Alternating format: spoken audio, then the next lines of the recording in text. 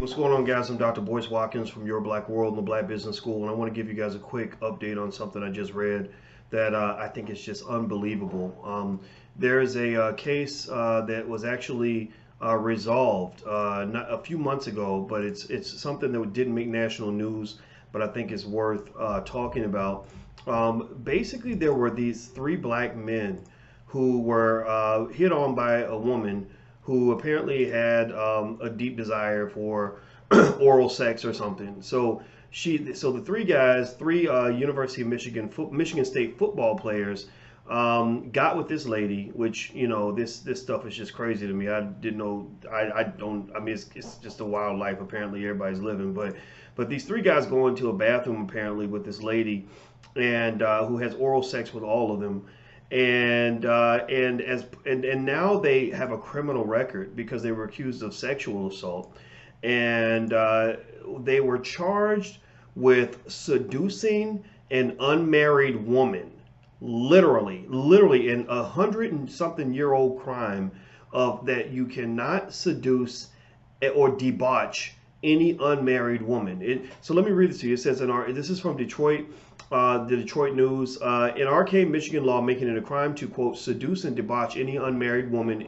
end quote, is drawing criticism after it was used in a plea deal Wednesday for three former Michigan State football players accused of sexual assault. The prosecutor levied the 5-year felony charge as part of a plea deal with Josh King, Donnie Corley, and Demetric Vance, who had faced more serious sexual assault charges. Thanks to the obscure 1931 statute, the trio may now avoid additional jail time. So they're almost making it sound like they did them a favor by charging them with having sex with an unmarried woman. And so anyway, there's more to it, but this case is fascinating.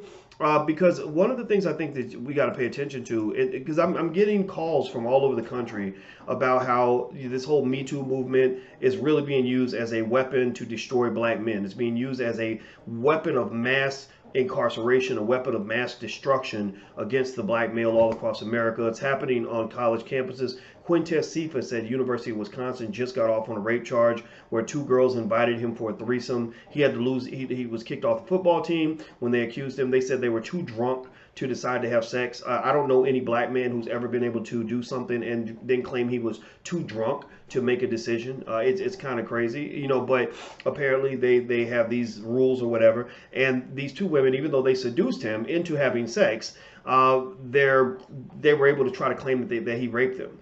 And so, this case here at Michigan State is interesting because now these guys have a criminal record for life. Now they are felons because this lady decided that she wanted to do whatever they were going to do. And the thing about these cases that you should pay attention to is that when they're charging these black men, when they're hanging the black men out to dry, when they're hanging the black men out as sexual predators, even though we know black men weren't the original sexual predators in this country, they almost never produce evidence to prove that the person actually did it. They almost never give you any evidence. All they say is that there was an accusation. They protect the alleged victim, and then they go in and they say this person was charged with blah blah blah XYZ. Don't worry about the evidence. We got this covered. We know that they did it because we know that they did it.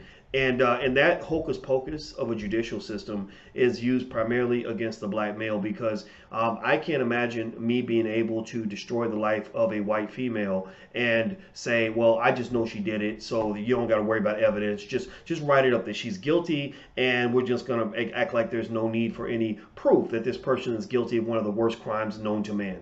I think that this is unbelievable. It's outrageous. If you have a son, protect your sons because this is a Nazi kind of era that we're living through where they are working systemically to exterminate black men, and this really only heightens the pre-existing tension between the white female and the black male. It starts with things like affirmative action, where we didn't benefit from affirmative action. White females were the greatest beneficiaries, and it kind of goes down the list, really to the point where there will be people that will even try to stop me from even saying this publicly. So, but the truth is what the truth is, and I'm getting all these phone calls from all these brothers that are getting taken down on this Me Too stuff, and it's unbelievable what I'm seeing. It's not to say that there aren't assaults that actually happen and that those assaults shouldn't be dealt with, but in 99% of these cases, there is no proof other than the word of a white female. Since when did a white woman's word become more valuable than a black man's word?